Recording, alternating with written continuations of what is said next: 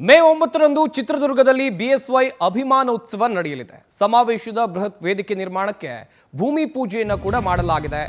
ಮಾದರ ಚೆನ್ನಯ್ಯ ಮಠದ ಬಳಿ ಈ ಸಮಾವೇಶ ನಡೆಯಲಿದೆ. ಮೇ 9ನೇ ತಾರೀಕು ಚಿತ್ರದುರ್ಗದಲ್ಲಿ ಬಿಎಸ್ವೈ ಅಭಿಮಾನೋತ್ಸವ ಸಮಾವೇಶದ ಬೃಹತ್ ವೇದಿಕೆ ನಿರ್ಮಾಣಕ್ಕೆ ಭೂಮಿ ಪೂಜೆಯನ್ನು ಮಾಡಲಾಗಿದೆ. ಮಾದರ ಚೆನ್ನಯ್ಯ ಮಠದ ಬಳಿ ಈ ಬೃಹತ್ ಸಮಾವೇಶ ನಡೆಯಲಿದೆ. ಭೂಮಿ ಪೂಜೆ ಕಾರ್ಯಕ್ರಮದಲ್ಲಿ ಬಿವೈ ವಿಜೇಂದ್ರ ಬಿಜೆಪಿ ರಾಜ್ಯಾಧ್ಯಕ್ಷ ಭಾಗಿಯಾದರು.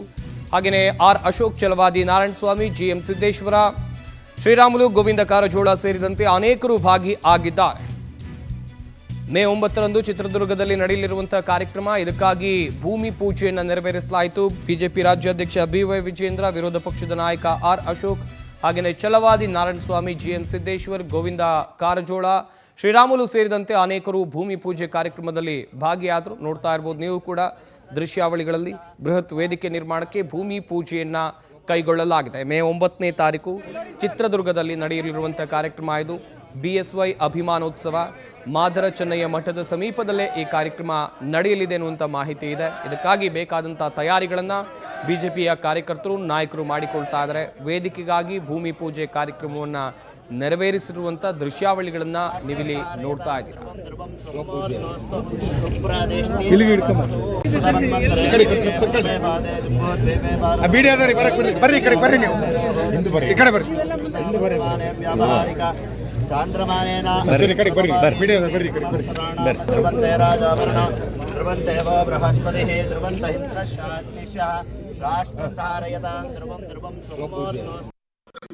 ಹೋರಾಟಗಾರ ರೈತ ನಾಯಕ ಜನದಂತ ಮಲ್ಲ ಬಿಎಸ್ ಯಡಿಯೂರಪ್ಪನವರು ಮಾಜಿ ಮುಖ್ಯಮಂತ್ರಿ ಬಿಎಸ್ ಯಡಿಯೂರಪ್ಪನವರ 50 ವರ್ಷಗಳ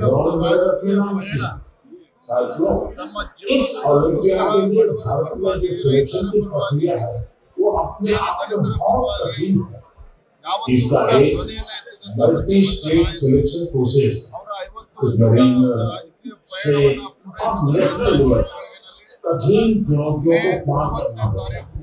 इसके बाद सबसे बेहतर प्रदर्शन करने वाली छात्रा 1 महीने के मैथमेटिक्स ट्रेनिंग कैंप में शामिल होते हैं। ये camp Tata institute of fundamental research के Homi Bhabha centre for science education में आयोजित होता है। इस कैंप के आखिर में 3 सिलेक्शन टेस्ट होता है। इसमें परफॉर्मेंस के आधार पर ही भारतीय टीम चुनी जाएगी। साथियों, हर वर्ष देश भर के करीब 6 लाख स्टूडेंट्स इस मैथमेटिकल ओलंपियाड प्रोग्राम में हिस्सा लेते हैं। समय के साथ ये संख्या लगातार बढ़ रही है।